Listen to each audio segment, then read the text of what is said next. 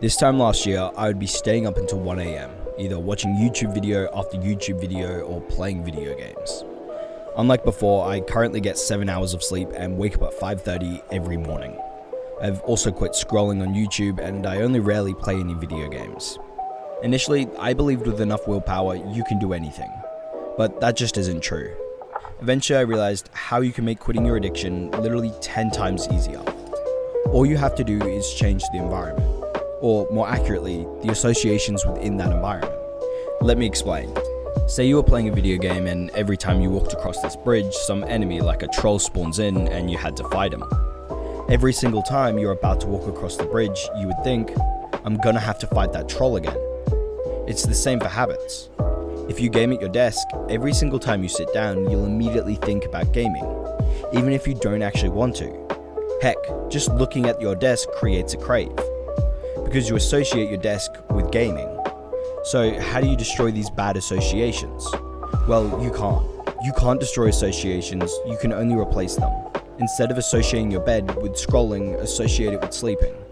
Instead of associating your desk with gaming, associate it with work.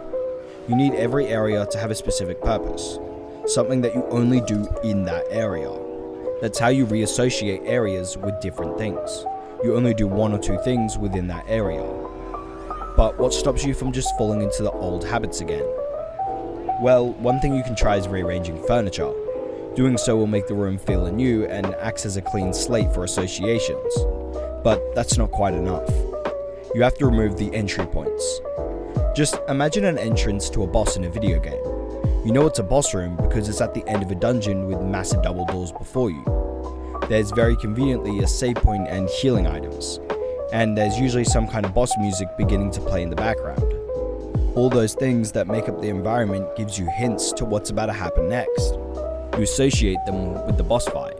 So you have to remove the entry points or clues around your environment to your addiction. Do you have a TV in your room? Maybe a gaming console? Maybe a whole gaming setup? Maybe you have your phone charger right next to your bed so you can watch YouTube videos with your phone at any time. Maybe you have notifications turned on. All these things act as entry points, cluing you into what you could choose to do next. That's why you have to remove the entry points, but not just remove them. You want to make as many barriers as possible. The more barriers you have, the harder it is to just fall back into doing it. Because habits are something you just automatically end up doing by default. By having more barriers, it forces you to put more effort into doing it. It makes you think about what you're doing and if it's something you actually want to do. The first barrier is moving the addiction and entry points as far away as possible. Whether that's your phone, gaming setup, or whatever it is. Simply spending more time and effort to get to it actually forces you to think. And plus, if it's out of sight, more often than not, it's out of mind. You also don't want any addictions to easily be accessible from your bedroom. Your bedroom is supposed to be the place you rest and recover.